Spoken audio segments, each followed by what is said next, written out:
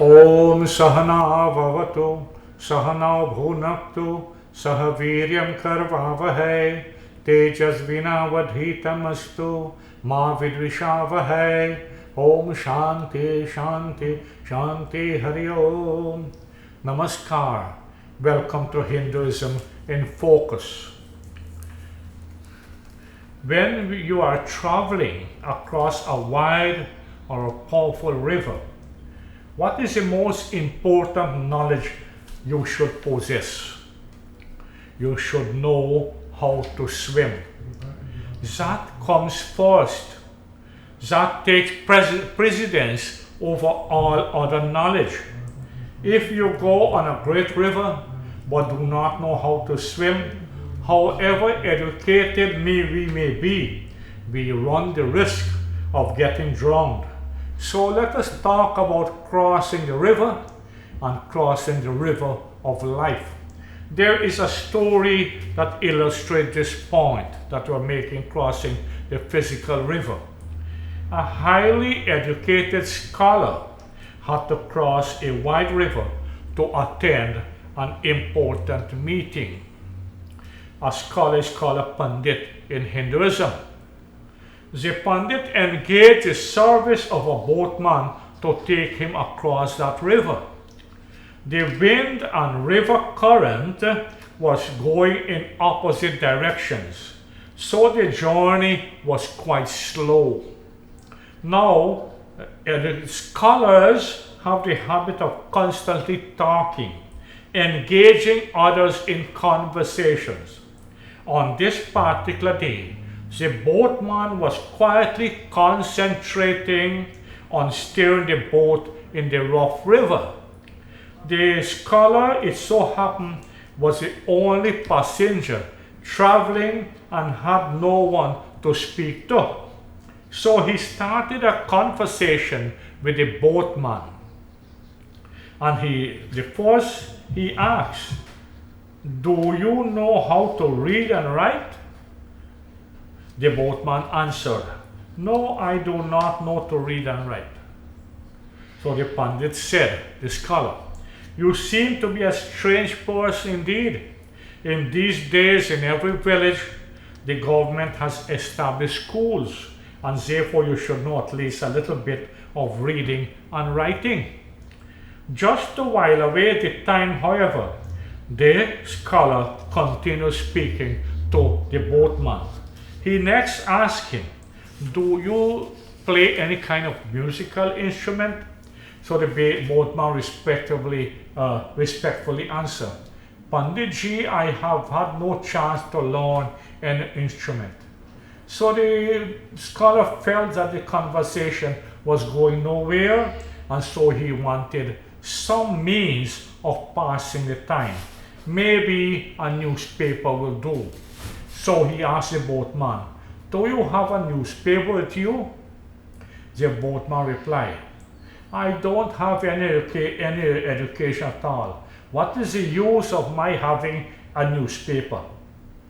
So the scholar, the Pandit, went on. Without having an education and without able to read and write a newspaper, you have wasted even more of your life. At least half of your life has been dumped in the water. Meanwhile, a strong wind was blowing, which quickly turned into a powerful gale. The river was in full flood and became very turbulent. The boat started to rock, swinging from side to side, and the boatman could no longer maintain control of the boat, and he had to abandon the boat by jumping overboard. But before doing so, he said to asked the Pandit, "Do you know how to swim?" And the Pandit replied, "No, I have never learned how to swim." So as the boatman was going overboard, he said, "Oh Panditji, what a pity. What a waste of your time. You don't know how to swim. Now your whole life has been wasted and will be dumped into the water." When we are traveling a turbulent river, we should know how to swim, as said before. So Without knowing how to swim, all other knowledge of philosophy, physics, chemistry, commerce, maths, political science, etc. will be of no use in the journey of life. We are all traveling on a rushing, unpredictable river, and therefore we should know how to stay afloat and cross this river of life. To swim safely across the river of life, we must have the knowledge of the Atma, our soul, and must develop a strong power of discrimination to know that which is useful and that which is useless for crossing this river of life. If we have not developed a capacity along these lines, there would be no way to find fulfillment in life. We will drown in this river of worldly life. External and inner freedom. Let us look at that. As long as we base our life on things like wealth and ownership of property and worldly things, if our life is entirely focused on those things, we will never be able to derive any real and permanent joy in living. There are two things which every person has to attain. One is external freedom, and the other is inner freedom. External freedom speaks of independence, being free from external bonds and limitations. Inner freedom speaks of liberation from the bondage of senses, having them fully under our control.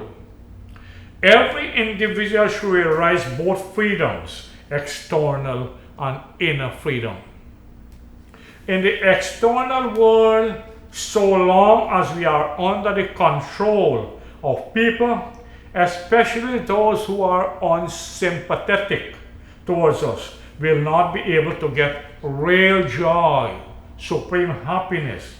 In the inner world, so long as we are slaves of the senses, then we will also not be able to enjoy real freedom.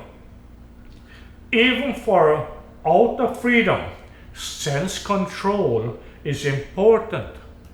But for becoming master of the inner world, the world within us, the single most important faculty that we ought to develop is the control of our senses and thereby gain control of our mind. Once we have control over our mind, we'll be able to turn away from the external world towards the world within us, ruled by Supreme Lord. Control of the mind is a victory that must be won by all human beings. Bhagavan Krishna teaches, Shanai Shanai Rup Paramed Buddhiya Driti Grihitaya Atma Sanstham Manakritva Na Kaschid Api Chintayet. With his intellect set in formness, when our buddhi is formed, let him attain peace little by little. When the mind is fixed on God, let him not think of anything else. It is a practice how to control the mind. The mind is a main factor for us, in us. As is our mind, so do we become. You know, there is this saying, this progressive, the way we think, lead from one to the other. Sow a thought and reap a word. Sow a word and reap an act. Sow an act and reap a habit. Sow a habit and reap a character. Sow a character and reap your destiny. The mind may be compared to a washed white cloth, which takes on the color of the dye in which it is dipped. Contact with the undesirables contaminates the mind. Good company, on the other hand, elevates it. But it must be admitted, control of the mind is not easy. Even Arjuna complained to Bhagavan Krishna, Chanchalam hi mana Krishna, pramati balavadridham, tasyaham nigraham maniye, vayoriva sudishkaram. The mind, O Krishna, is restless. It is turbulent, strong and obstinate. I consider it as hard to control as like the wind.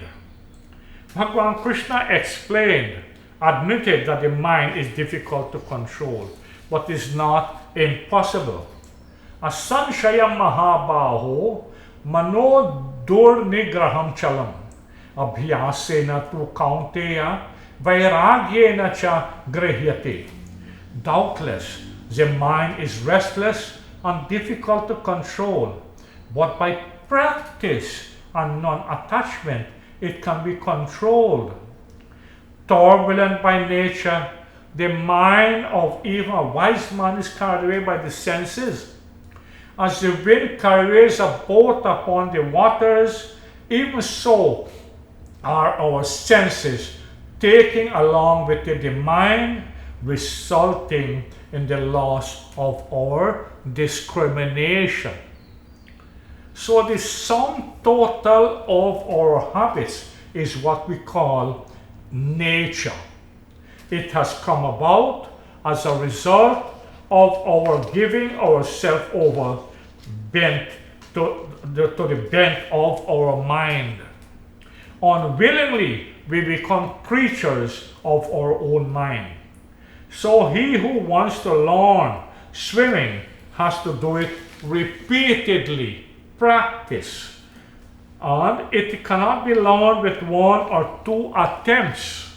One does not swim in the boisterous ocean for just after a day's practice. Similarly, we have to undergo much practice, much training to swim in this ocean of life. Failure in the first few attempts is natural. Sporting in it becomes possible only through persistent practice. Whoever we are, therefore, we must gain control over our senses and over our mind. We must become masters and not slaves of our senses. When our senses get excited and we follow them, we'll become weak and forget our goal, the Supreme Lord. Keep the senses and mind firmly upon that blessed Lord. Follow his teachings and directions. Without his grace, our strength will leave us. But with his grace, we'll have the strength to direct the senses and mind in the right direction and accomplish all works. May the grace and mercy and blessing of the good Lord be with you and your family today and forevermore. Om Shanti Shanti Shanti Hari Om.